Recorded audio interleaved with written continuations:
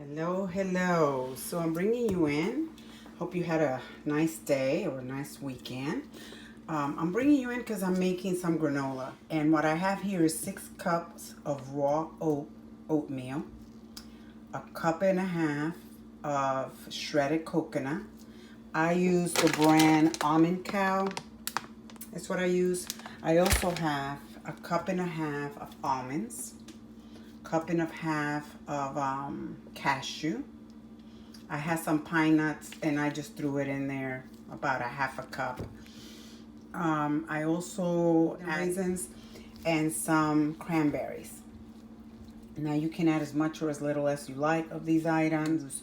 I also like to put some of the pumpkin spice seasoning in there, mix.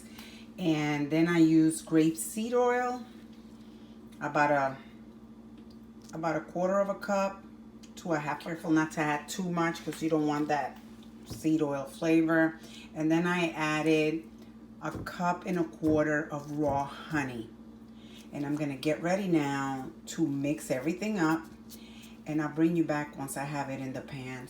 This is a real sticky job, so I advise that you wear gloves, and you want to work everything with you want to kind of coat it with your honey and the grape seed. If after you mix it really well, you find that it's kind of dry in some areas, then go ahead and add a little bit more of the oil and more of the honey, because you want to get everything kind of coated.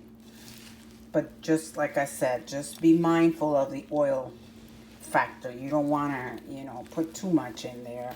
But see, it's still kind of crumbly, so I'm gonna have to add more of my honey, and that's okay because I like it like that anyway.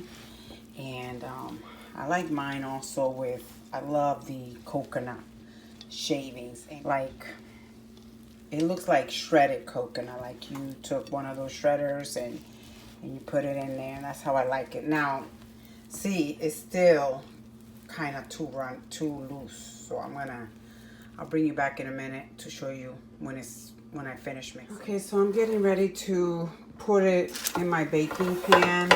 I use this pan because it makes it easier if I have to kind of turn it or whatever. It doesn't fall out, because I used to use a cookie sheet and that was a pain. So now I use this. But I go ahead and I put some parchment paper. And as you can see, I have it in 2 layers so that, number one, it doesn't stick to the pan and it doesn't burn. And then it's easy for me to pick it up or to turn it. So the first layer of my paper goes like this, and the other layer goes on the opposite side, and that is to just make sure that I have the pan covered. And now I'm going to put my mix in here. I wanted to show you what it looks like.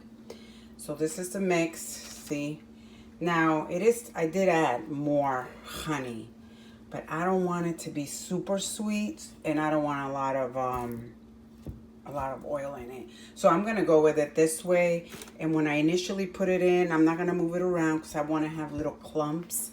So I'll bring you back in a minute. Okay, so here we are. I'm getting ready to put this in the oven at 350 degrees.